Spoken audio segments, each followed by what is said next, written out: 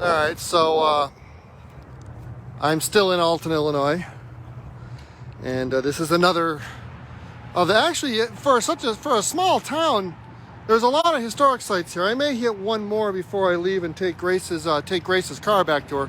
She's gonna be watching. He's going, "Bring my car back, asshole." I am in Lincoln Douglas Park, and this was the location. That is the. You can't really tell from here. The Mississippi River is right there. So I'm right on the water. But this park was the location in, I guess it would have been 1860, 1859, of one of the Lincoln Douglas debates. Oh, actually, there's a sign right here. Lincoln Douglas debates. When Abraham, let's see, does it say what date the debate was? 1858.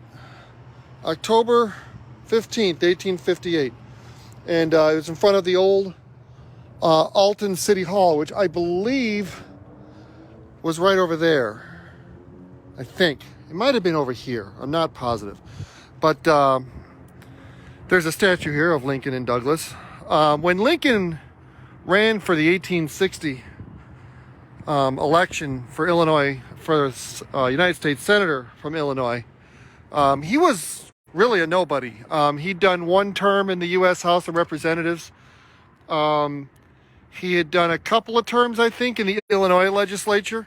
But for the most part, he was a backwoods, unknown country bumpkin from nowhere that nobody knew.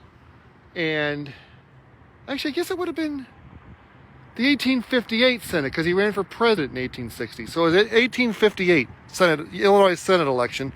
Stephen Douglas was the sitting U.S. Senator from Illinois, running for re-election, and Abraham Lincoln was running against him. This part of Illinois, southern Illinois, even though Illinois was not a slave state, this part of Illinois was definitely, I don't know, what's the word? Friendly? Supportive of slavery. There was a definite slave trade going on in southern Illinois. There were people who had slaves in southern Illinois in violation of Illinois law. Because Kentucky is only like just over there, and Missouri is right over there. And both of those were slave states. So there was definitely an active slave trade in southern Illinois. And Stephen Douglas was, well, perhaps not openly supportive of slavery. He was supportive of a state's rights to choose whether or not they wanted to be a slave state or not. And most of the Lincoln Douglas debates were centered around the slave trade, whether it was.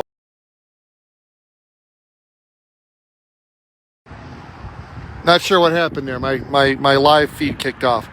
Where was I?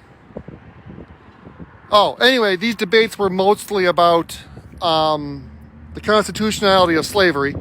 And while Lincoln did not win this election, Douglas won the senatorial election. The debates kind of got Lincoln exposed to a wider audience nationwide, and he ran for president in 1860, and he won.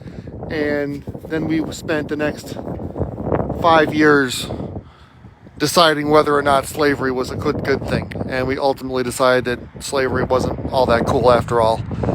Douglas died, I want to say he died in 1861, 1862. He didn't live a whole lot longer.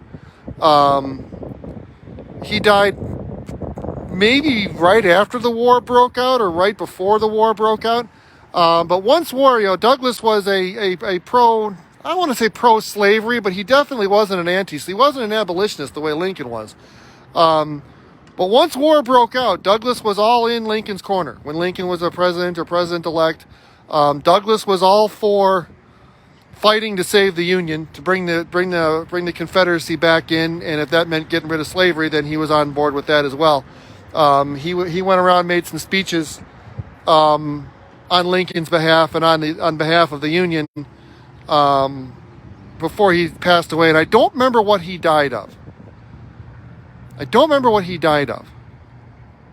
But his grave, I believe, his grave is in Chicago. And strangely enough, being from Chicago, I've never been to see his grave.